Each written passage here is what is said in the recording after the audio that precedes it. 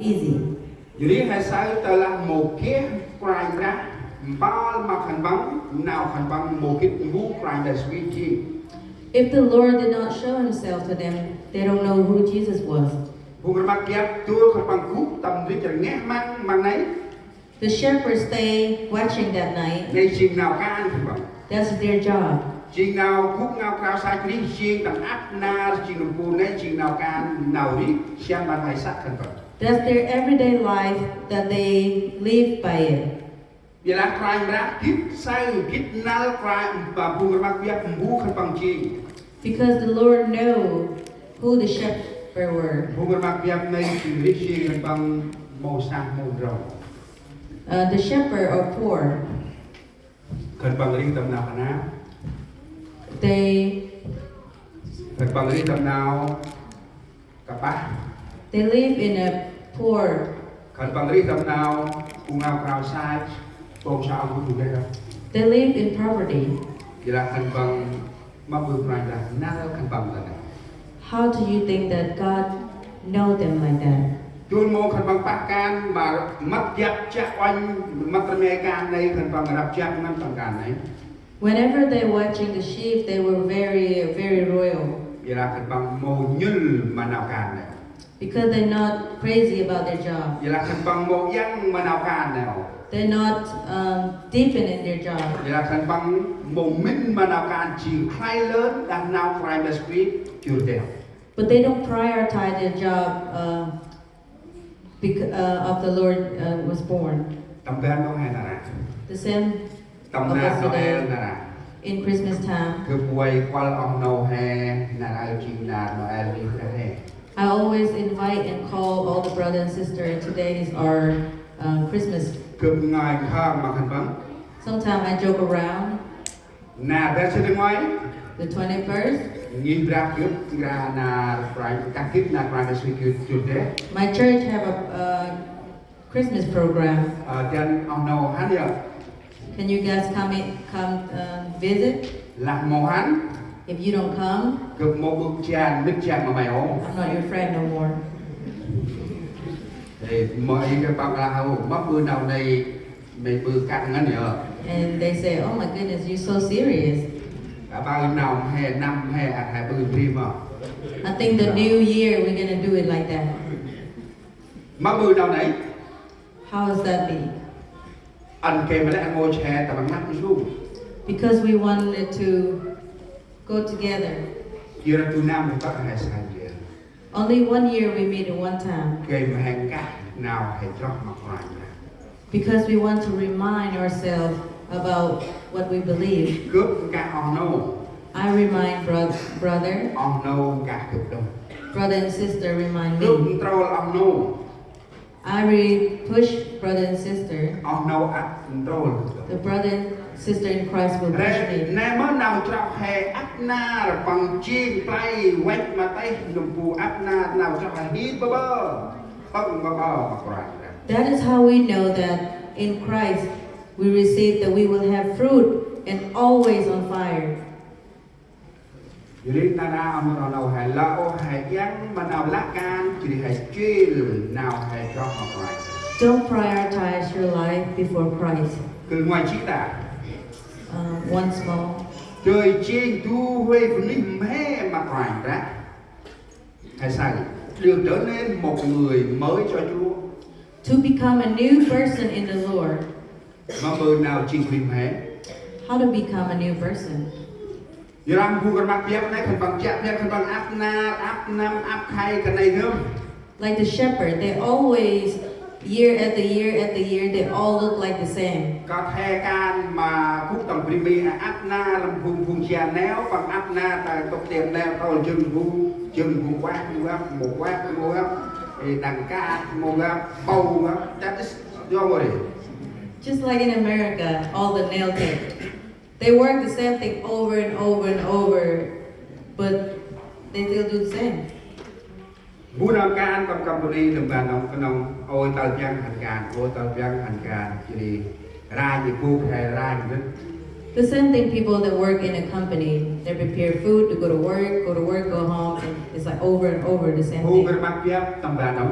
The same thing, shepherd, just like ពួក us. មកៀបនៅគេទៅខនបងអ៊ំ Sometimes the shepherd, when they take a គេ shower, ទៅមកគេដាក់ sometimes they never bathe. គេទៅខនបងពីរខោអាវ Sometimes they wash their clothes. គេទៅខនបងមកពីរខោអាវ Sometimes they never wash their ខនបង clothes. មិនបានមកយ៉ាប់ខនបងដើម They only think about how to take care of the sheep. មិនអីហាន់កំព្រីអ៊ីស្រាអែលខាងឯសៅហើយក៏មកកាត់ព្រីមីអូគេតាមស៊ីមិនទេ If you guys ever go into Israel to visit, you can see that there is no tree in Israel.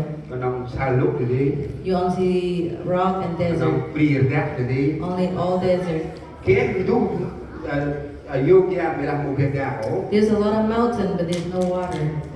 នេះហើយសៅហើយវ៉ៃអ៊ីរូបនេះតាំងនៅនេះជីរូបភូមិហែគូតាមព្រីមីហ៎ But when you see that picture and then the picture that we live in America, មកខាងបងយកមកហែសៅនៅនេះជាខាងបងអ៊ូអរម៉ៅខាងណាជ្រីជាខាងបងតាត់សៅប្រាញ់រះលេនៅអ៊ូក្រម៉ៅជឹកជាអ៊ូអាងត់រីខាងបងជាងរីម៉ែ don't just look at the out thing, like everything you see is dirty and everything, but because of Christ that they become new.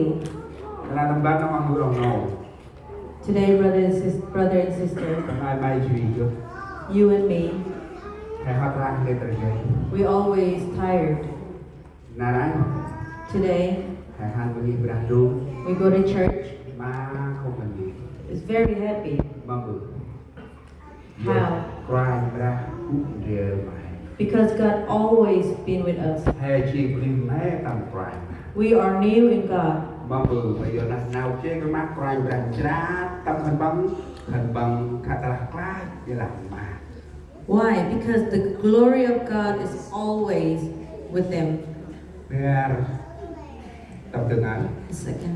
rất nhiều năm buat Yesus juga kayak makitnal bu Yesus ji Prepare your heart to know Jesus Christ for who He is. telah mau rất nhiều năm nay If you don't prepare your mau heart, kitnal kayak nak bu Yesus ji you don't know who Jesus is.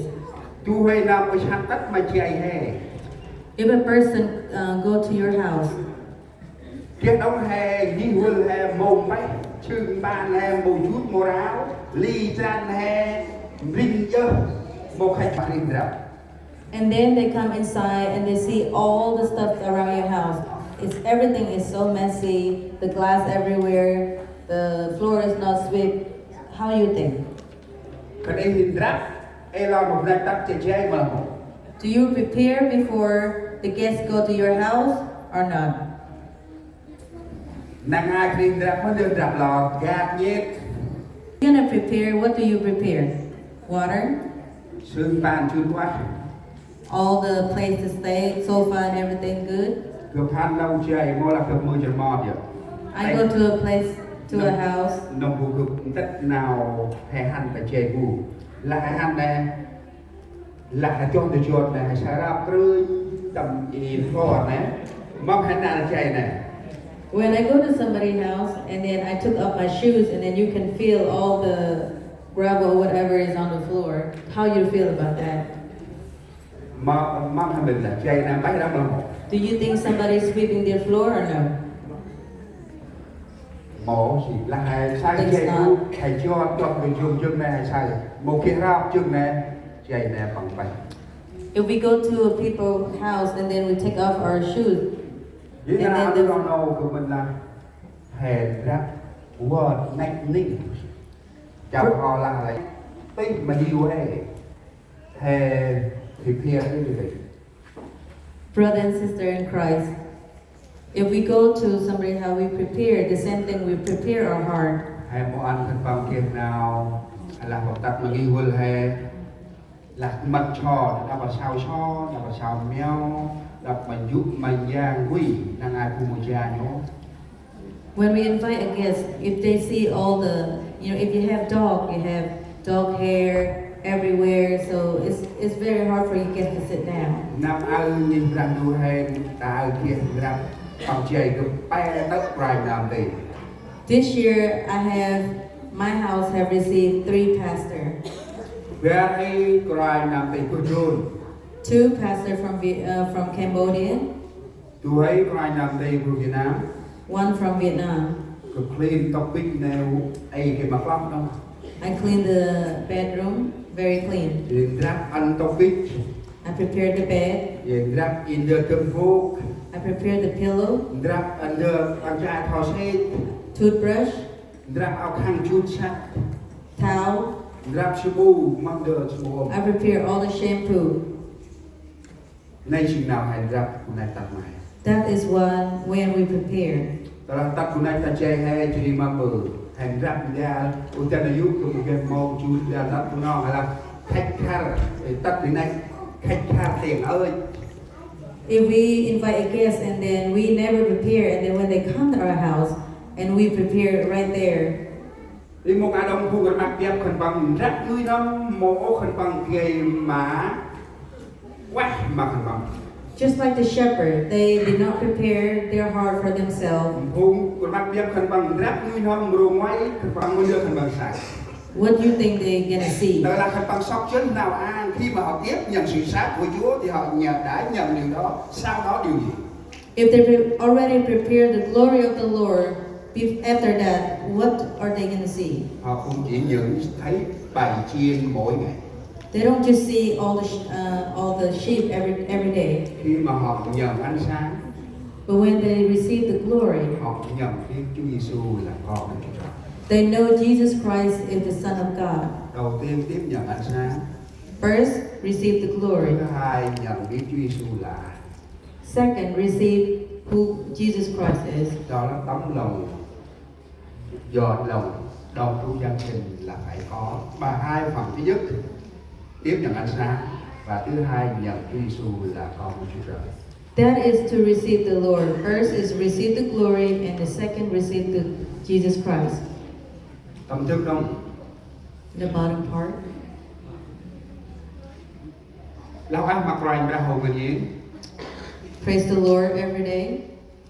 Từ bay tái ra nuôi hâm vớt ra Giêsu trường tết mà nuôi hâm tầm mặt này mà rạng đủ.